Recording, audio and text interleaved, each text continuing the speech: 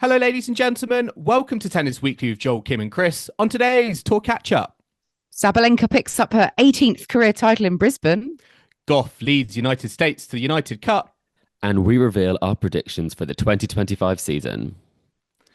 Kim, Chris, today is the 6th of January, and we are here to catch up on the week in tennis at Tennis Weekly HQ. That's right, we're back. We are back for a new season of the Tennis Weekly podcast. Did you miss us? Probably not, because it actually hasn't been that much time since the 2024 season finished. But the Australian Open is already in our sights, and there are already, it feels like, guys, like 50 million talking points to catch up on. I'm already sort of like thinking, where do we start? Where do we begin? But I feel like I have to begin with, how were your Christmas breaks?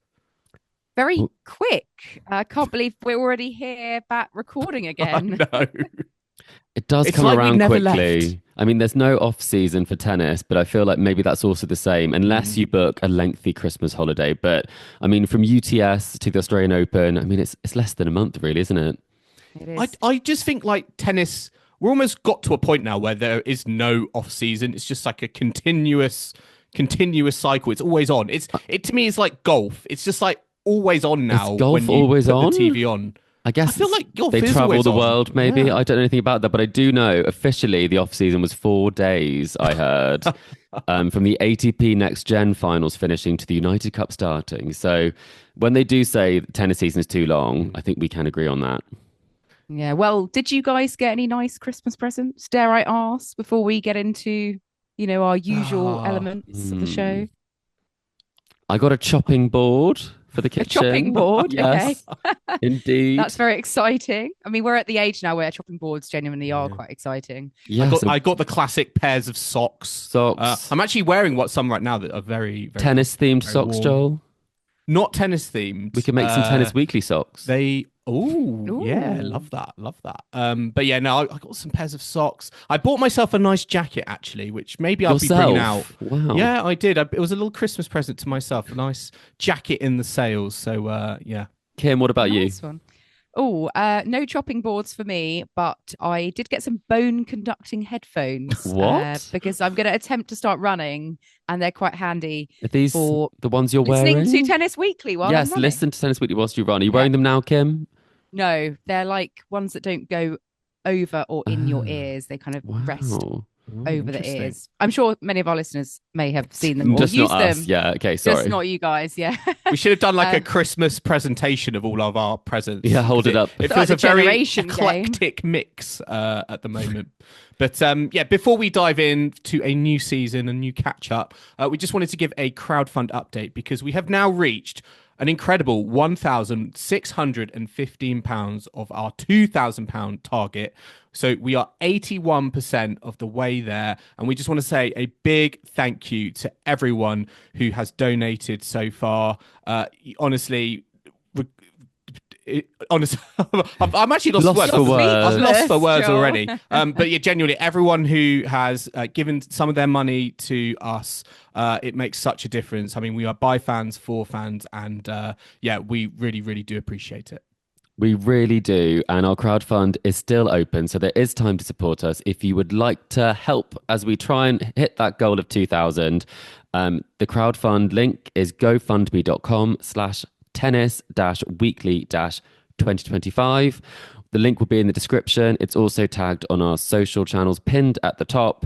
And the link for that is gofundme.com/tennis-weekly-2025. Thank you so much. Again, we really appreciate it. And it's been so great to see so many familiar names who've been supporting us. I mean, it's so generous and it really does help us keep doing what we're doing and keep doing what we hope you love us doing here at Tennis Weekly. Yes, massive thank you to everyone. And there is still time if you would like to contribute. So Christmas presents aside, there has been stuff happening over the very short / not really happened off season.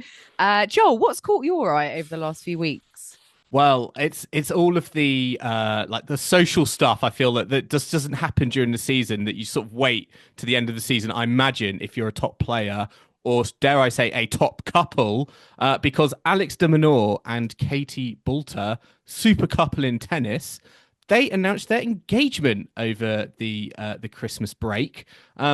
So yeah, Lovely I mean, they're going news. for strength to strength. They seem so lovely together. I mean, they just look so happy, and their smiles, they just bring me joy as well. And I feel like they're both, in the prime of their careers, and it's nice to see them, let's say, hitting new heights with their relationship. Well, he kept that from you, didn't he, when you spoke to him at UTS? You asked him about Christmas, Katie's cooking. He was cooking up something for himself, wasn't he? Well, I mean, it would be a bit bad if she heard it from Tennis Weekly first. So, True. Fair play to Alex for keeping that one under lock and key until Christmas Day or what have you. But yeah, many congratulations to them, and we'll see how they fare at the Aussie Open in not even a couple of weeks, next week. I have to say, talking about Christmas holidays and New Year, obviously Novak Djokovic is already out in Australia, but Andy Murray was spotted skiing instead of out, already with Novak coaching. Is this a new coaching method? Possibly. Absent. Andy Murray posted on his social media, as he often does, providing much amusement. And he was taking, I think, the beginner slopes, it's fair to say, because it didn't look like there was too much gradient on the video that he posted. But I assume he's well on his way to Australia now, and hopefully has not suffered any injuries from the skiing. So was he in contact with Djokovic on Skype or something from the ski lodge? He must have been. Hopefully there's a good connection up there. But Djokovic did just say, his coach wasn't here. He was skiing, which I haven't heard that one before. So either way, Andy Murray is highly entertaining. And I thought maybe we would see it in Brisbane, but we didn't. Something that did happen in Brisbane, though, which I particularly enjoyed, was that Sabalenka faced Putintseva, and she got uninvited from her birthday party because she beat her. So Sabalenka triumphed. And then at the net, Putintseva actually said to her, "You're not coming to my birthday." And then Sabalenka said, "Well, I'll bring a good gift." And then that was decided it would be okay. And I think given, some of the big titles that Sabalenka won last season, I think if I was Yulia Putintseva, I'd expect a very good gift. And she would be on my birthday list because I'm sure she gives very good luxury gifts. Yeah, I mean, she probably can afford, some diamonds, some nice champagne. Pick up the tab at the end of the meal. Exactly. I love that pettiness. Cake. I love that pettiness from Putintseva. I can see her saying that quite seriously. Yeah, I mean, you have to wait a few days to find out if you can attend or not. That would have been awkward. It's like, I thought it was a joke. Oh, no, actually, you're off the list. You're off the list, literally. The bouncer says no. Yes, well, that did happen in the Brisbane international event, which typically kickstarts the season off, and it's a joint event. WTA, it's a 500, and Sabalenka did go all the way to winning the title there, which is her second Brisbane title. She beat a somewhat surprising opponent in the final in the name of Polina Kudermetova, not Veronica. It's actually Veronica's younger sister, 21-year-old Polina, who was a qualifier at this event. She did actually get the first set, but Sabalenka came back to win in 3 to get her 18th career title. So yes, I don't think she'll be too disheartened at a possible lack of invite from Putintseva's birthday party, because what a way to start the season off. Would you say this is perfect preparation for Sabalenka, Chris? I mean, it is great preparation. I think we've seen at the start of last season, she did get some titles under her belt, and then it kind of had to wait a bit longer before she won more titles. And then she ended up being the dominant player of the year. So I think when she starts so well, it just makes you think, Australia, she's won it twice. She'll be the 2-time defending champion. I mean, it certainly will make everyone take notice. Whoever you are, I think Sabalenka is the favourite going into it. I think given the hardcourt prowess she's had, I think that means that she's won, I think, 3 of the last 4 hardcourt slams. She will be the favourite, but when you have a warm-up tournament where you clearly started well, the marker has been laid. Yeah, she actually loves playing in Australia as well. Yeah. She's only lost 1 match in the last 2 years in Australia. It's like Djokovic levels. 4 titles and only 4 sets dropped through five tournaments. That's, very good stats. Do you know who she dropped those sets to? Obviously, 1 to Kudermetova just now, but that's a really good question. Thoughts on the others? Was it last year? Can I guess? I have a think. She didn't lose one on the way last year, though. Has she lost a set to Bencic at some point?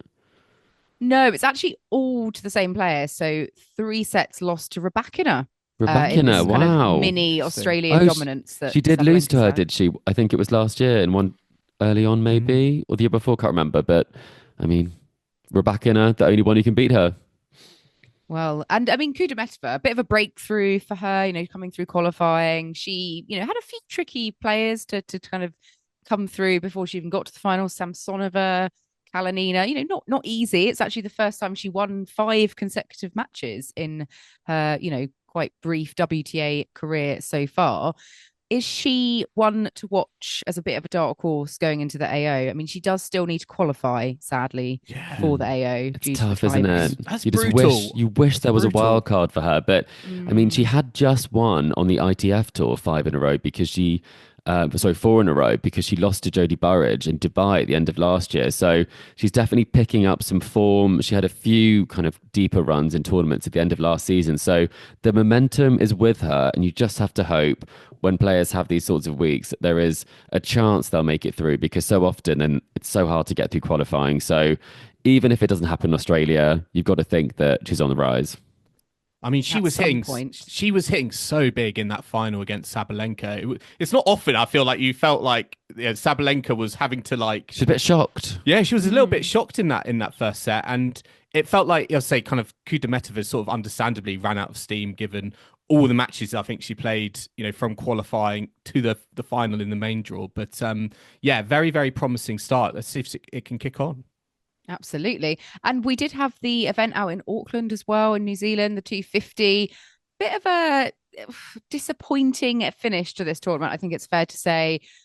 We had a final between Clara Tauson of Denmark and Naomi Osaka, who, of course, we all know. And very strange, Naomi Osaka winning the first set, 6-4, but then retiring immediately after having a medical timeout with the trainer. Not often you see that.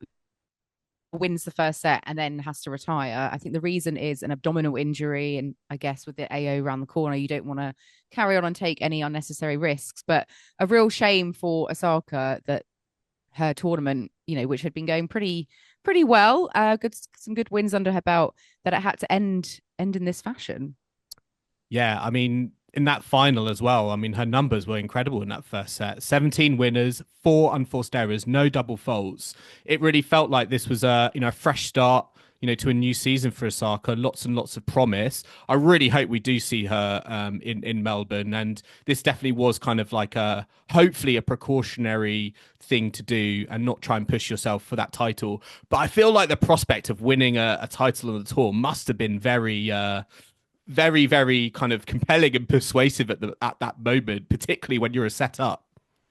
It was very Yeah. heartbreaking for her as well. I mean, there were some tears. She did joke around afterwards in the trophy presentation, which did kind of ease people's injury concerns. She's had an MRI. She believes she will be fine for Australia. That's the most important thing. And really promising signs from the start of this partnership. It feels like she's very much switched back in. She had a couple of sort of tricky encounters where she did end up coming through in some quite tight sets. Did drop a set to Baptiste, which was a pretty close affair, but then she came through quite easily, powered through in true Naomi Osaka fashion. So very promising signs, I think we'd have to say. And it feels like with those numbers, we always knew she had the firepower, but you have to make more than you miss. And it feels like she's focused and she's making more than she misses right now. Is this the Without Muratoglu wanting- magic happening? Is it happening soon? Sooner than we expected? It's hard to say, isn't it, Kim? I mean, I would like to say that I could see this. I mean, I saw that match against Swiatek last year. I was courtside for that. She's got the level, but the problem is, has she got the fitness with the injury side of things? I mean, obviously this could be a freak injury, but at the same time, it's very hard for her to put together wins last year. So I don't want to, jinx it, but I also would love to see it. Yeah. I mean, without wanting to play devil's advocate as well, this event, she didn't have to play, world beating opponents, I think it's fair to say. So how is this going to translate onto the courts in Melbourne? We mean Alicia Parks, she did win a harder 1-2-5. opposition. How dare you? How dare you, Yes. Kim? How dare you? Oh, Hayley controversial Baptiste. opinion there. I mean, just a quick note on Clara Tauson. She a couple of years ago was a real up and comer, former world number 1 in the juniors. She's had a lot of injuries recently, but I know she sort of won this title by very odd fashion.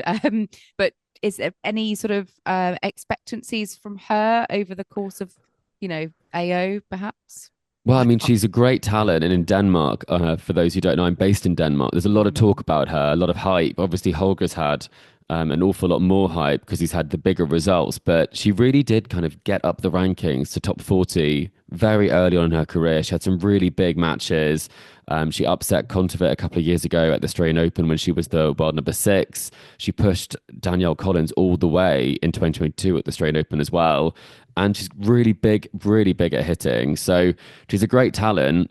And I think it would be great if, someone could step into the Wozniacki mantle, because Wozniacki's now pulled out of the Australian Open. And I'm not sure we'll be seeing her on a tennis court again, if I'm completely honest with you.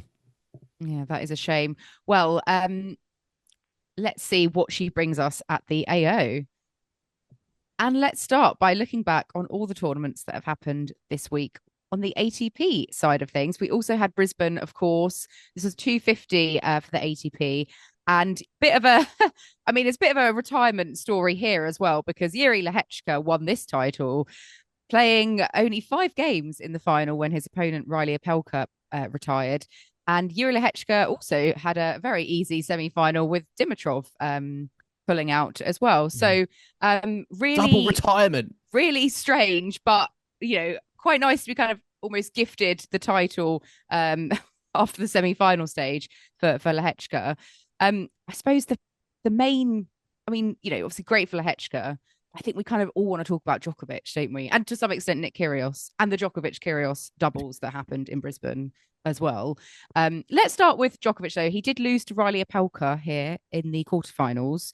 Joel, what were your thoughts on the Djokovic that we saw out in Brisbane without Andy Murray? He didn't have Andy Murray, and I think that was the main factor in the loss. No, I think he looked good. I think I've been going into this season. It's a very peculiar season for starting with Djokovic, because I don't know if we're going to get the Djokovic of 2024 where he won an Olympic gold, but he didn't win a tour title. He didn't really make inroads into Grand Slams either.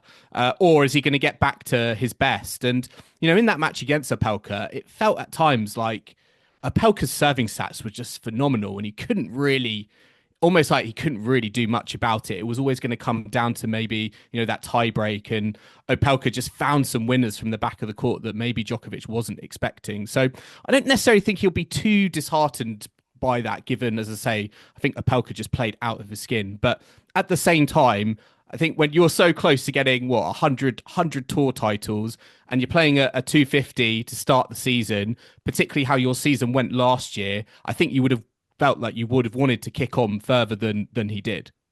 Could he have done it in 5, do you think? Would he have come back? I don't think Not so. sure. It's crazy, this result. When I saw it, I thought there was no way. Opelka's had no form, so many injury concerns outside the world's top 250.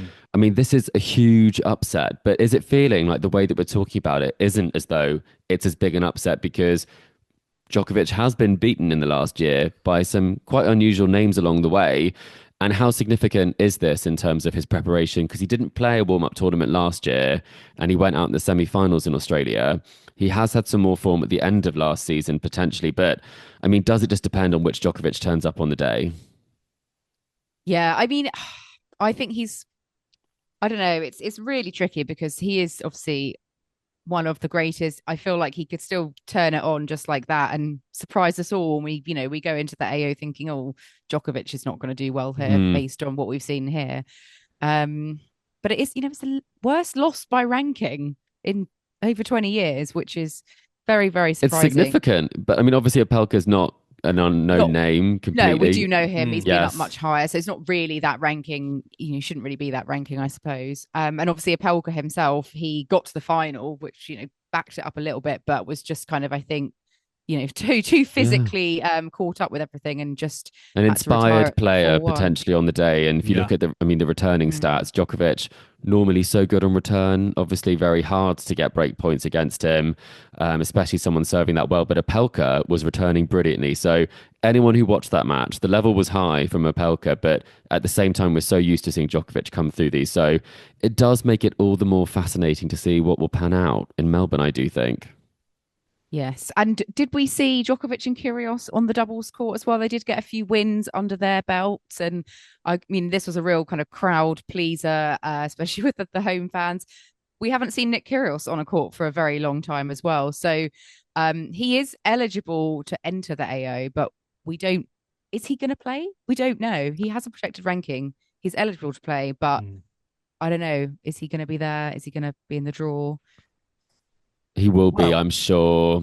He looked pretty good, I think, in his singles match. I know he lost to Pericard, but I mean, 3 tie breaks, similar to Opelka, a big serving weapon for Pericard. I mean, it feels like he just hits 2 first serves with his first serve and a second serve. But I actually think Kyrgios looked pretty good for a guy who hadn't played for two years or so.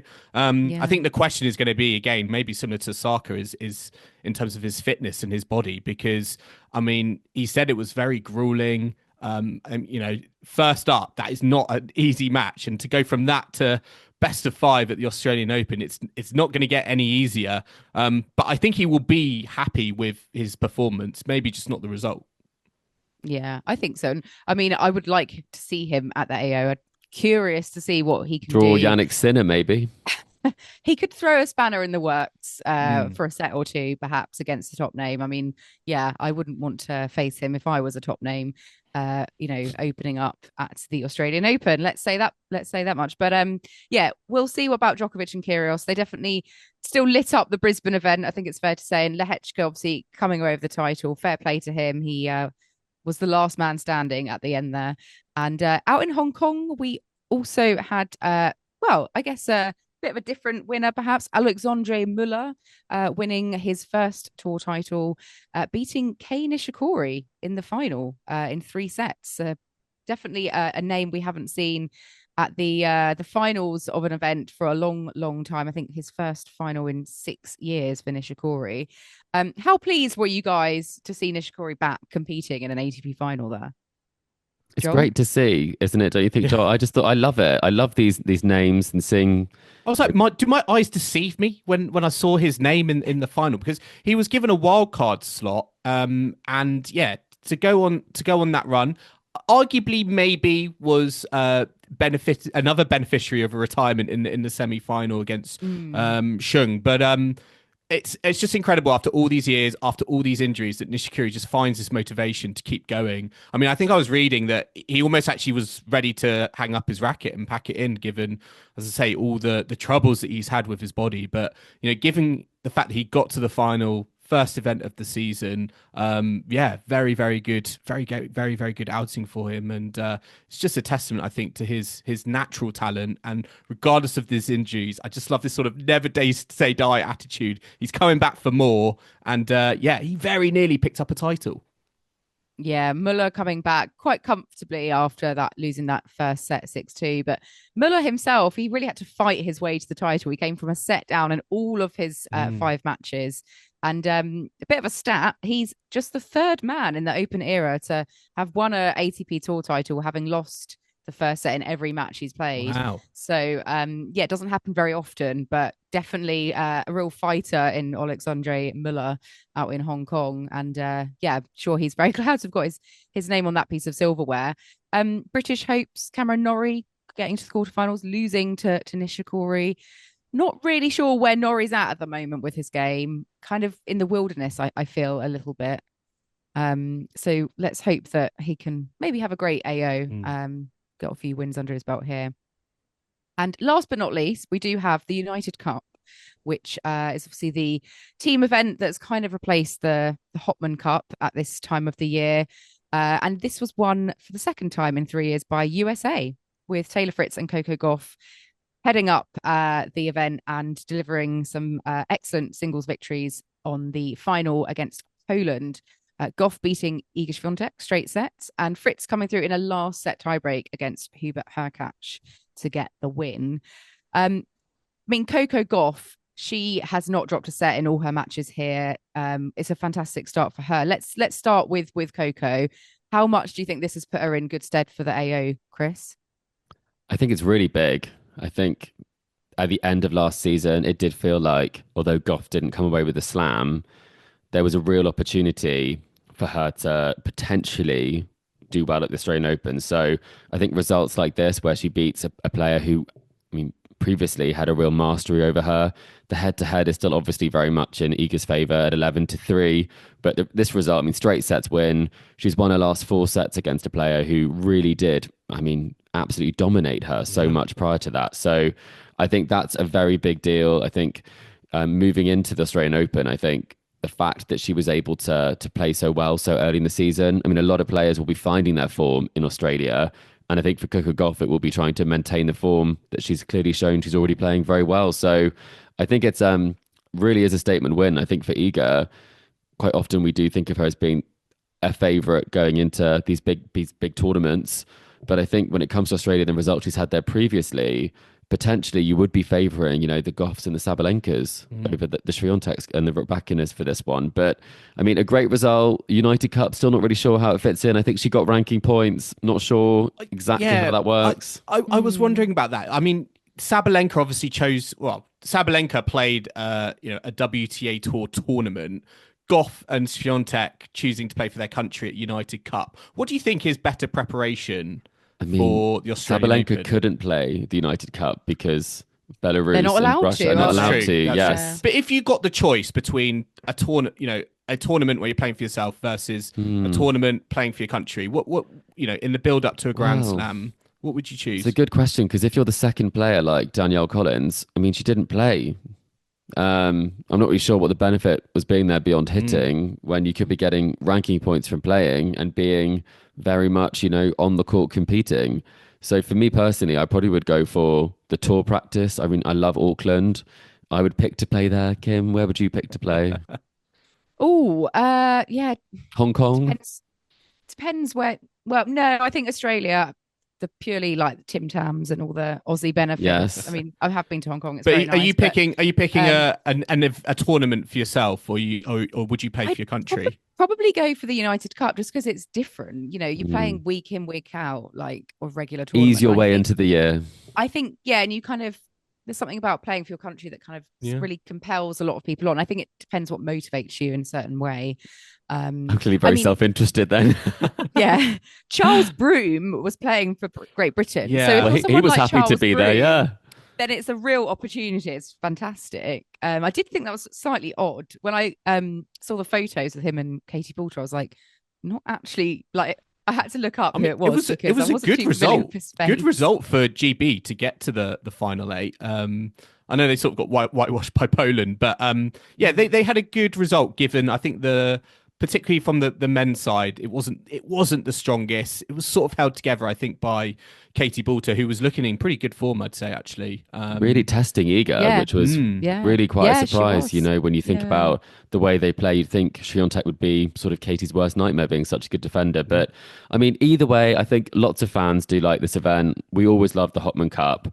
I think it's just the nature of it trying to be an ATP and WTA event rather than a really enjoyable exhibition.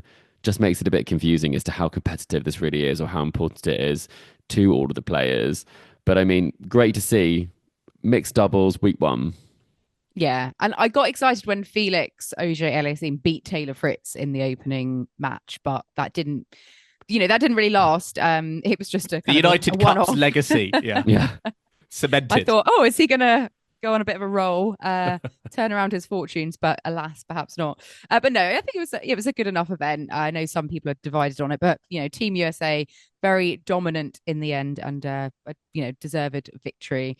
So let's take a quick break. We've wrapped up all of the tournaments from week 1 on the tennis circuit, but do join us in the second half where we'll be unveiling our ATP and WTA predictions for the 2025 season and looking ahead to the final week of preparation before the Australian Open with events in Hobart and Auckland. So do not go anywhere. Welcome back to the Tennis Weekly podcast. And it's time, as always, to kick off the second half with another game. It's the first of the new year. Joel, you've got one up your sleeve for us. So over to you. I do indeed. And I'm actually starting this season with quite a tricky one, I think. You I feel don't like I have need to, get Joel, I please. feel like I need to get some payback on my terrible performance in the Well, Kim in the was end off of to season a quiz last season. fantastic end to the year. So Oh, yes, of course. if anyone's looking to keep that form up heading into the Australian Open, it might be you, Kim. I Very did dramatic. nail those ones in the quiz episodes, I have to say. So my question was actually going to be something completely different until I came across this great stat that I'm glad neither of you brought up in the first half, because it does concern a certain Novak Djokovic. Right. And this is going to be my question for you. It is that, so since Sam Querrey in Wimbledon 2016, Novak Djokovic has gone 32-1 against Americans, that one being Reiley Opelka. I would like you to name the Americans that he has defeated since that match against Sam Querrey. Okay, so since 2016. 2016. Since It's about 8.5 years. And I'll give you the number. There are 1, 2, 3, 4, 5, 6, 7, 8, 9, 10, 11, 12, 13, 14, 15, 16 Americans that he has defeated since that Sam Querrey result, Wimbledon 2016. So it's a bit of a who's who of American men's tennis. Okay. Who would like to begin? I mean, I would love to begin. You purely can because start if you'd like to, Chris. I think I might need the help. I'm going to go for... Oh, wait, this is since when? Now I'm panicking about this. 2016. Wimbledon 2016. 2016. I've got Chris thinking. I'm gonna have to go this. Taylor Fritz. Correct, yes. 10 wins against Taylor Fritz. He's the top American that Djokovic has defeated since then. Yeah, he was going to be my first port of call. Well, I'm assuming he will have beaten this particular individual. Francis Tiafoe? Francis Tiafoe is a correct answer. He has defeated him once since that matchup. So yes. That was a bit closer than we might have thought. There's quite a few just one single victories here. But yes. Well, I think the telephone call might have been successfully kind of slammed down from Ben Shelton. Ben Shelton is correct. Also a single victory over Ben Shelton, yes. Back to Kim. This is tough. This is your specialist subject, American tennis players, Kim. We learnt that. Yeah, but only for WTA. WTA quiz. There's quite a few retired players as well. Oh, okay. Christmas and giving. I'm giving a clue there, but yes. Christmas and giving. Someone's is that the name clue? Christmas Giving? in? No, sorry. The clue. The clue is there are retired Americans. Oh, I see. Sorry, I thought it was like someone who had a festive name. John Isner. Correct. John Isner defeats him twice. Back to Chris. Right. You're all square. Steve Johnson. Steve Johnson. That's a great name. And it's a great answer. It's correct. I'm panicking. There must be really obvious people, Kim, that I'm not getting. 3-2 to Chris. Kim, it's over to you. It's getting I'm not going to lie. It's getting tricky. Mackenzie McDonald? Oh, that's a good Would one, they is have it? played? Mackenzie McDonald. It's an incorrect answer. Oh, no. Kim. Chris takes it. It was a tough one. Back to usual. Well done, Chris. Any other suggestions? Any other answers? Well, I was thinking that maybe there would be I'm trying to think. Seb Corder in Adelaide, was that one? Yes. Yep. Did he lose to him last year? I can't remember. You could have had Seb Corder. He's not on my radar. Wouldn't have been last year though, it would have been a while ago. I'm trying to think what other Americans he might have played more recently. It's hard to know with the 2017, 2016 years are kind of throwing me. Yeah. Go on, tell us a few more. Okay, so I'll start at the top. Taylor Fritz, 10. Tennis Sandgren. Oh. What about a Eubanks? Has he played Eubanks? No Eubanks. No Eubanks. Dennis Kudler. Oh. Tommy Paul. Donald Young. Tommy Paul. You could have had Tommy Paul. That was an obvious one we missed, Kim. John Isner, Steve Johnson, Mitchell Kruger. Not heard of him. I mean, Bjorn. Is he related to Ashlyn Kruger? they must be. Yeah. Yeah. Tell us, listeners. Bjorn Frantangelo. I always say his name wrong. Fratangelo. Frantangelo. Beautifully He's said. married to Madison Keys, isn't he? I think they just got married. Yeah.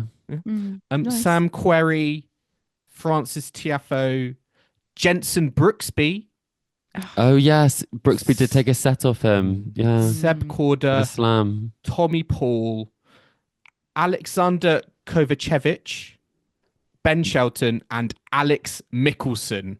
Alex Mickelson, right.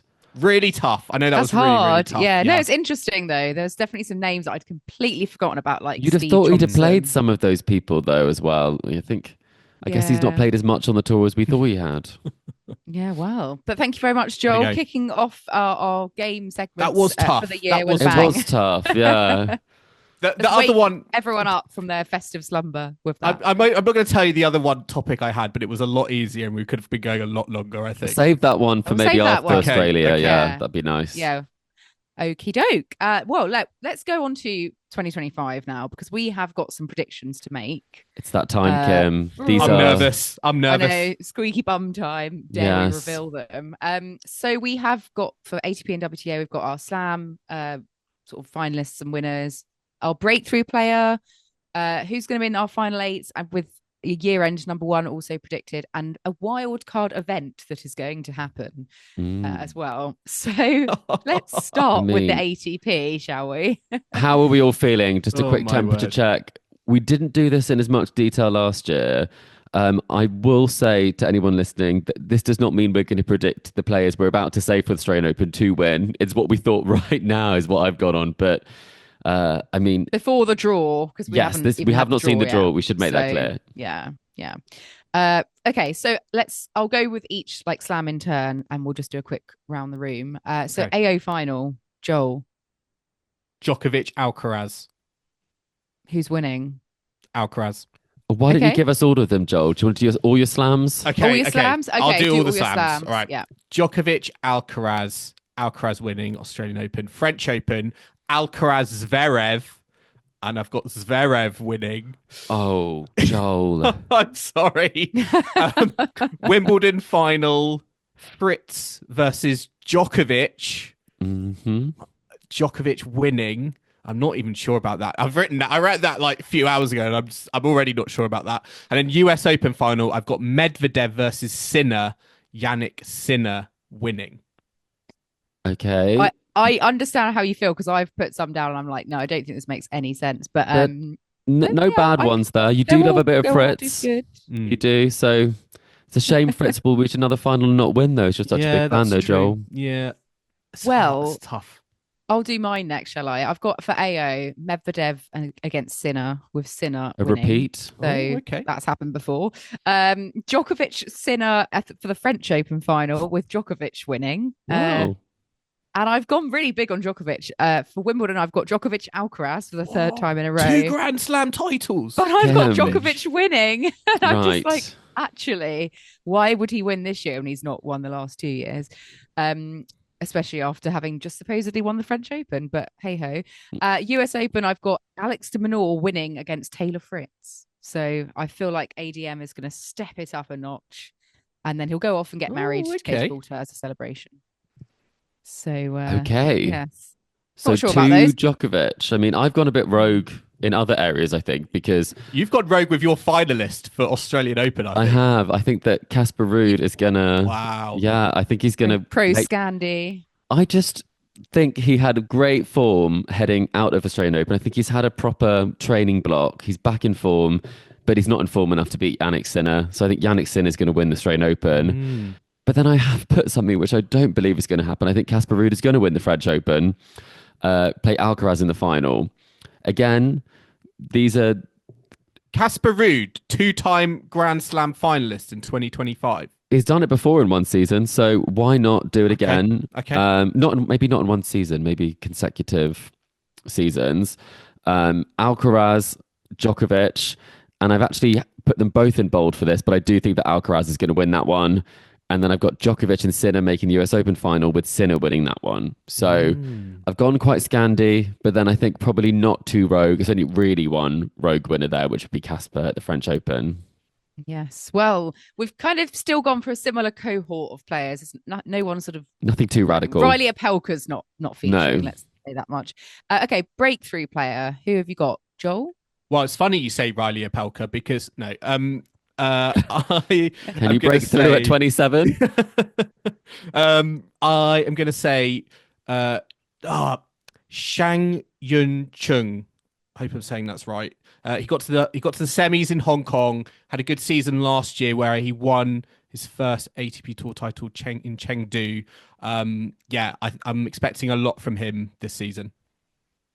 And Chris, who have you got? Well, I mean, there are a few names that I was thinking about, but I have gone a little bit probably on the safe side with the 18-year-old winner of the Next Gen Finals. I'm sure I will say this wrong as normal, but João Fonseca? Is that how you say that? How are we going to say that? That's right. We're going with that. It sounds like a winner on the Golden Swing. It does. He's going to have a big, big year. Or the Estoril Open. Oh, for sure. I've gone for Jakub Mensik. Has he not broken through, Kim? Well, Kim, what are we defining as breakthrough? Well, I was defining sort of, getting to the latter stages of a slam. A semi-final, you might give him. Okay. Reaching, maybe like top 15. Because he's 48 at the moment. As his career high. But, he has, over the course of last year, he broke into top 100, top 50. So, I don't know. For me, breakthrough is getting a little bit higher up. So I went for him. I hope that's allowed. We allow that. Okay, so final 8 now. Who have we got in our final 8s for end of 2025? Joel? Sinner, Alcaraz, Zverev, Medvedev, Djokovic, Fritz, Alex de Minaur, and this is rogue because he feels like he's injured at the moment, Jack Draper. Ooh, possibly wishful thinking, but let's hope it comes true. Chris? I actually am just checking. I think I've done almost exactly the same, except I don't think Djokovic is going to play it, even if he does qualify. But I do think that Casper Ruud will qualify. Apart from that, I think I'm exactly the same as you, Joel. Oh, wow. Okay. I've just gone rogue then. Not that rogue, but I've gone Sinner, Alcaraz, Zverev. So we've got our top 3 the same. Fritz, Djokovic, Medvedev, Rublev, and Fee. So I've put Rublev in there still. No one said Tsitsipas. No, he's gone. He's gone. Oh, Runa? Beast is your breakthrough there. I quite like that. Runa, no one's gone for Holger. I mean, we are quite similar though, so I think we're kind of splitting hairs at this point. Yeah. I mean, mine don't really make consistent sense. I've put Alex de Minaur to win the US Open, but he's not in my final 8, which probably would happen. So I'm going covering all bases. I think you get an omission. You qualify anyway, so he's withdrawing, right? Yeah. So I do have. We've all got the Jannik Sinner as our year-end number 1. And last but not least, our wild card moment. What is going to happen that's very, very rogue for the season?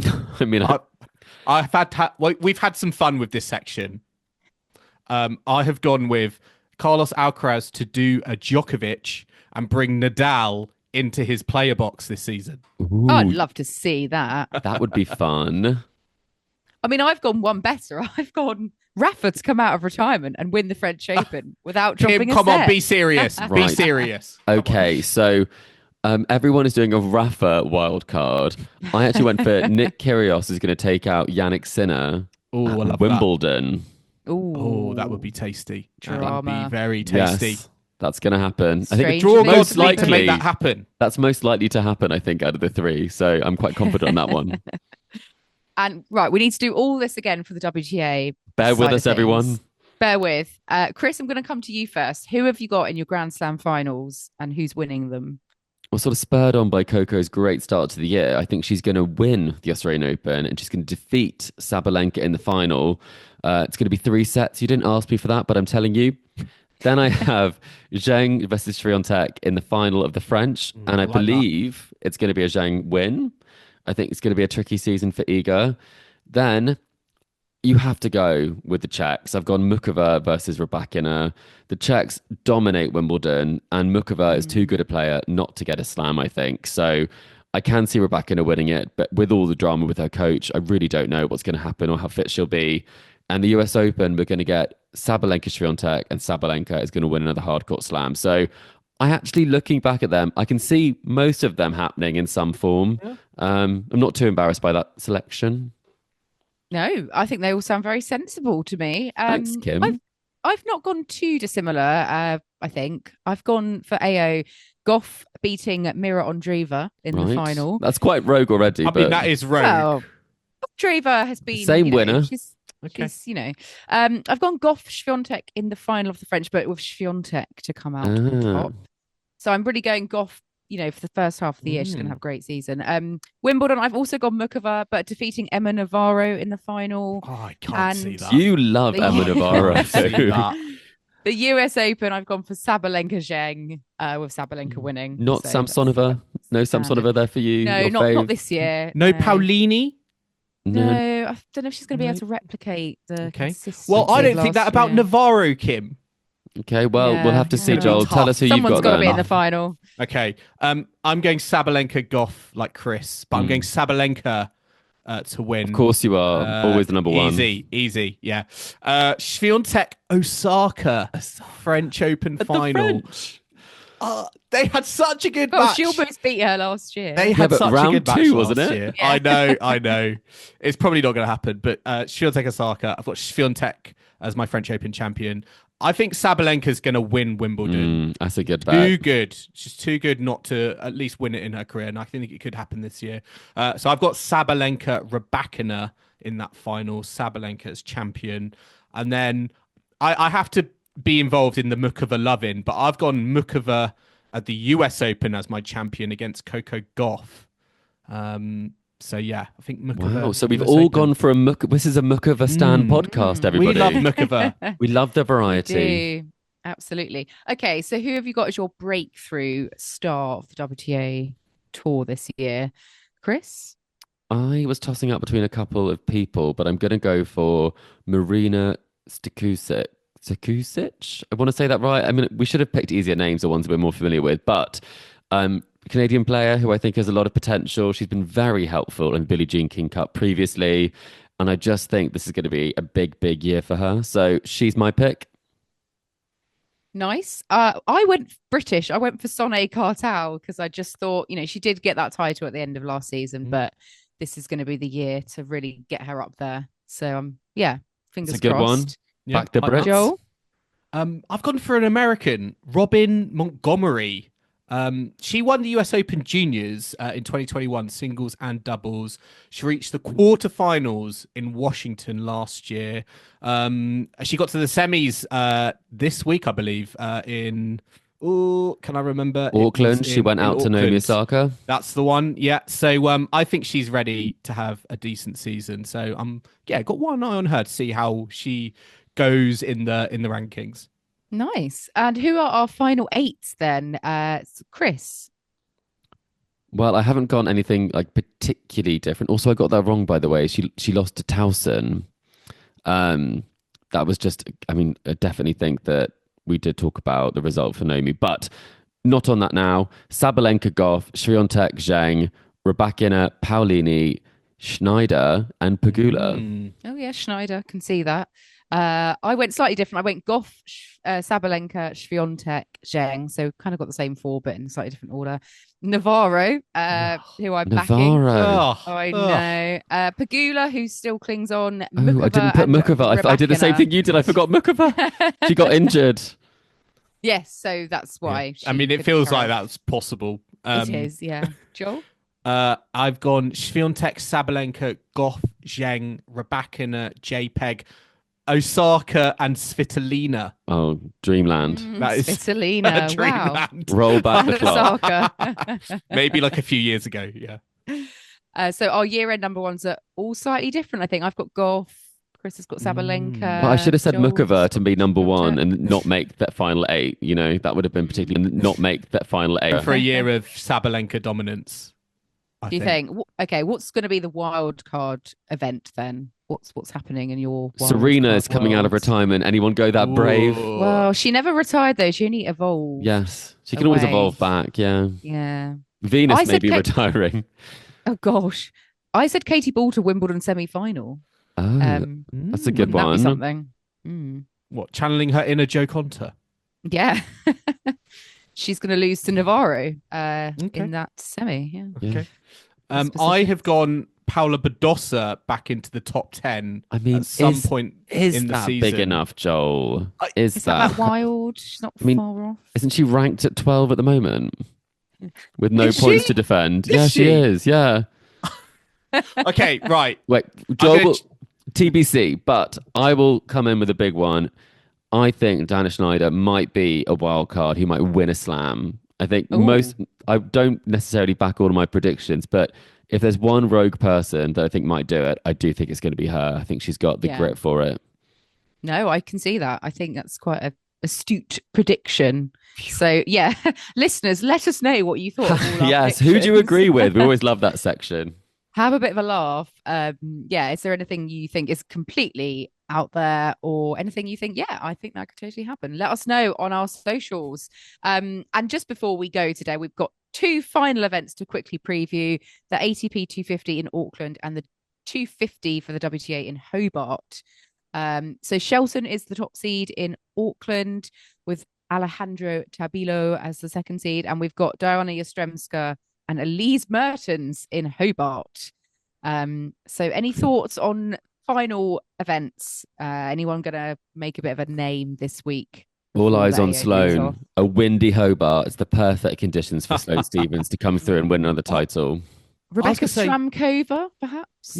Surely all eyes on Veronika Kudermetova, who's in the draw in Hobart. Is she going to be spurred on by her sister? Well, they could play doubles together at the Australian Open in case the younger Kudermetova sister doesn't qualify. That could be a little bonus there potentially. But on the men's side, Joel, who are you picking? I'm still curious to see how Cam Norrie gets on, because he is in the draw. He's got a lucky loser in the first round. Could face Baez in the second round. And it'll be interesting to see if Opelka. Surely he won't play. I don't know if he's in the draw, but that could be maybe someone to watch. But I think Ben Shelton is I want to say Ben Shelton's a class apart from this field. Monfils having a good run. He impressed me at UTS, but I mean, it's pretty open. It's a good week to try and pick up a title. Absolutely. Well, we have quite an exciting week ahead of us because we are back on Thursday for our draw by draw preview. Draw by draw, quarter by quarter. Round by round. That sounded a bit odd. My bad. Yeah. Quarter by quarter preview for the men's and the women's for the AO. Gearing up for the very first Grand Slam of the season. And we'll also obviously be doing round by round coverage when the AO kicks off as well for the next couple of weeks. But I think that's it for today's first catch up of the season. First catch up of the season in the books. Yes, that indeed does wrap it up for our latest tour catch up, our first tour catch up of 2025 at Tennis Weekly HQ. We hope you've enjoyed the ride with us. Remember to subscribe to us to stay up to date on all the action. Don't miss a moment of the ATP and WTA season with the Tennis Weekly podcast. Sorry.